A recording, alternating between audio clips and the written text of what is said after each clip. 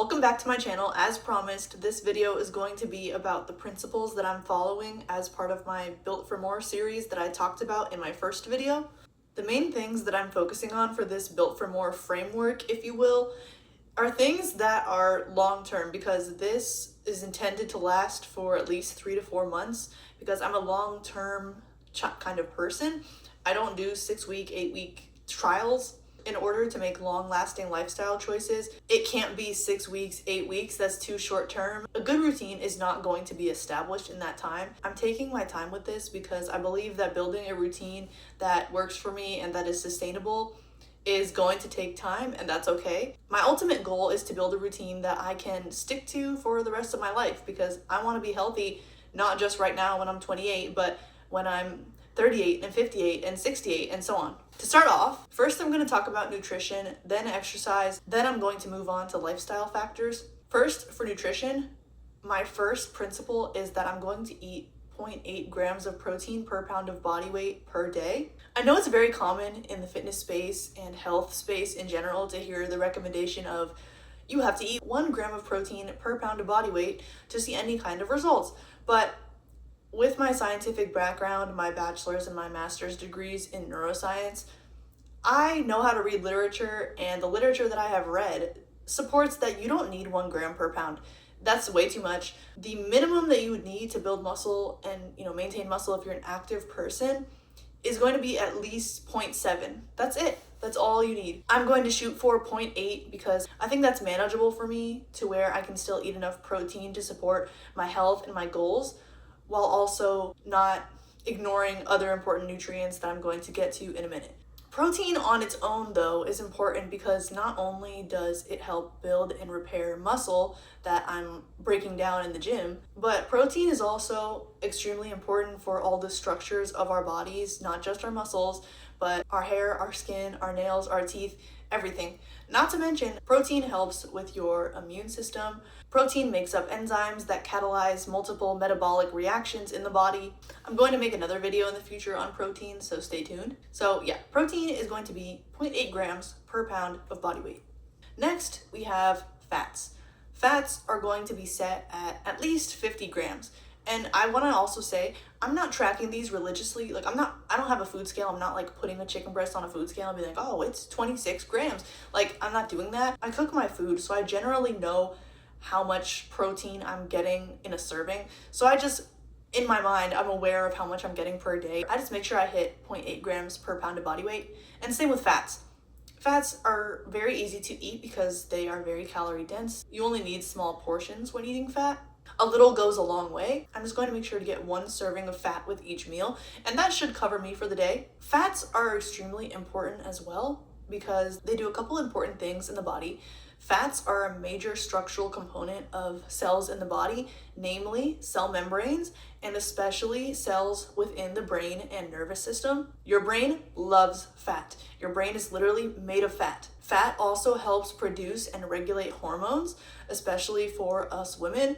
Eating enough fat is extremely important for us at all stages of life. Fat is also very satiating. It's a good thing to help you stay full and not be hungry an hour after you eat. Fat also helps our body absorb fat-soluble vitamins, which are vitamins A, D, E, and K. Going back to brain health, fats, mainly the omega-3 type of fat, are very beneficial when it comes to fighting neurodegeneration and protecting and promoting cognitive health as we age. For fat, 50 grams a day at least. Next is fiber. My fiber goal for every day is going to be 25 grams. Fiber is extremely important because fiber aids in digestion. Fiber can also help lower cholesterol and regulate blood sugar. Fiber also helps feed your healthy gut bacteria, which is extremely important because your gut microbiome being healthy matters a lot when it comes to your brain health.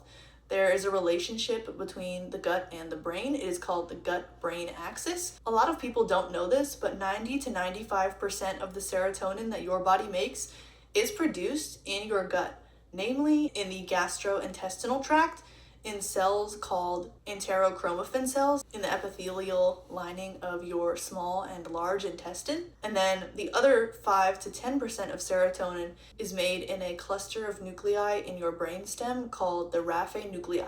Serotonin is involved in things like regulating your mood, sleep, appetite, and digestion. I'm going to make a video in the future about serotonin and other neurotransmitters because I think it's very important for people to be aware of them, know what they do, and know what they can do to boost those neurotransmitters naturally to support their health. Stay tuned for that. Fiber, 25 grams per day. A little overview of all that nutrition. So we have each day, we have 0.8 grams of protein per pound of body weight, at least 50 grams of fat per day, and 25 grams of fiber.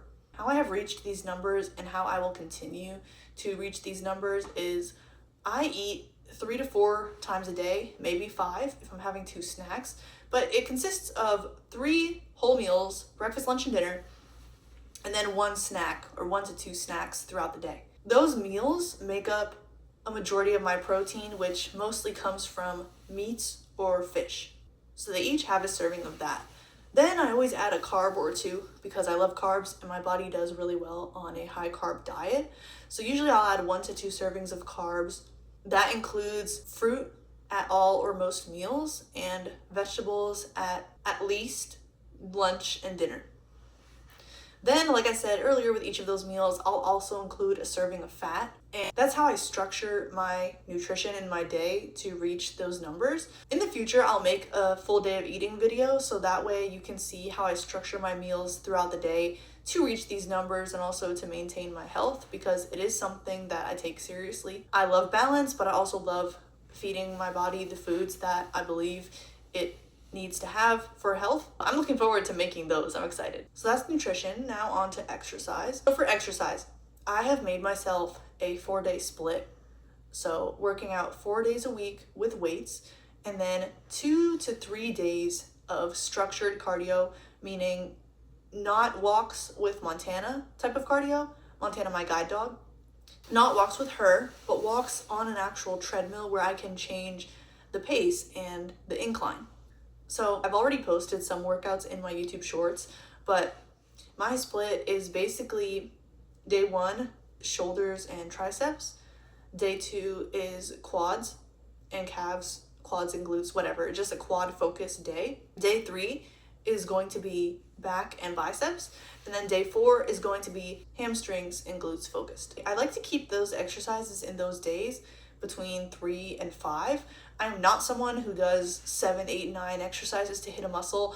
In my personal opinion, if you can do that much volume and, still be able to do the 8th, 9th exercise, you're not working hard enough. You're not challenging your muscles as much as you should be to be seeing results. I like to keep my exercises between 3 and 5, the first 3 being the hardest, and then the last 2 being still challenging, but easier. For my quad days, I'm sticking to squat variations and lunge variations mostly.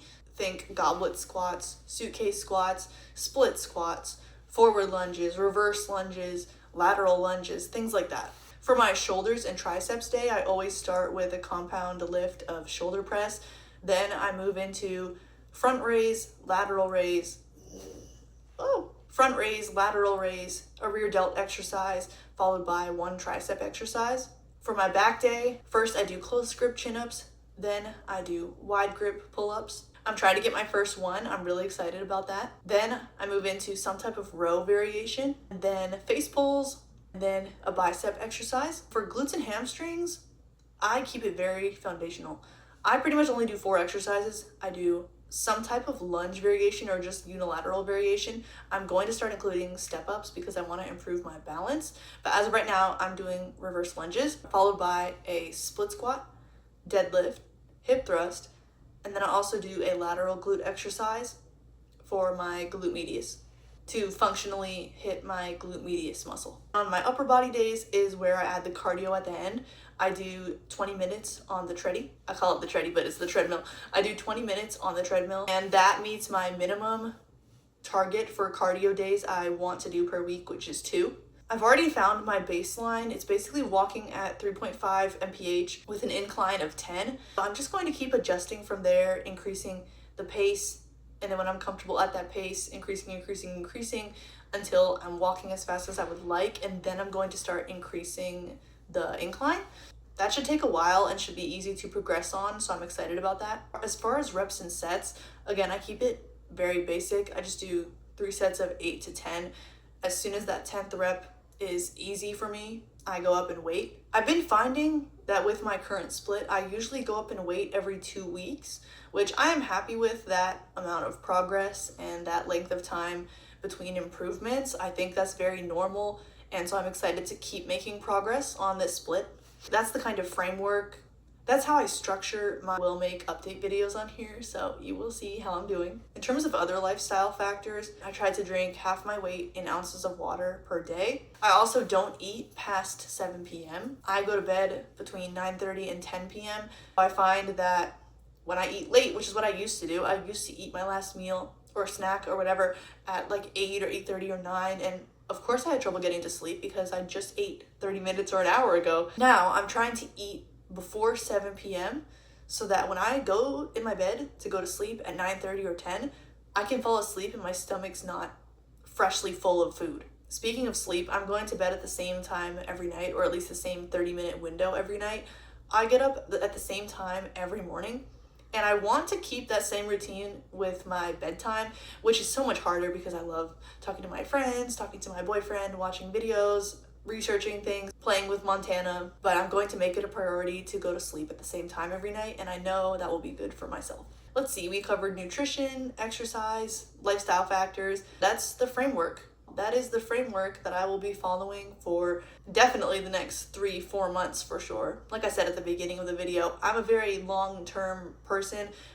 I'm not short-sighted, especially when it comes to my health, and I want to give my best to this because I know I'm not doing what I should be, or well, I'm doing what I should be doing now, but before I started this, I knew I wasn't doing what I should be doing and what I know I can be doing to take care of my health and take care of myself. I'm excited to take my time with this, learn what works for me, and be consistent with that, and see how it impacts my life in a positive way. I'm really excited, and I look forward to sharing my journey with you guys. Thank you so much for watching, and I will see you in my next video.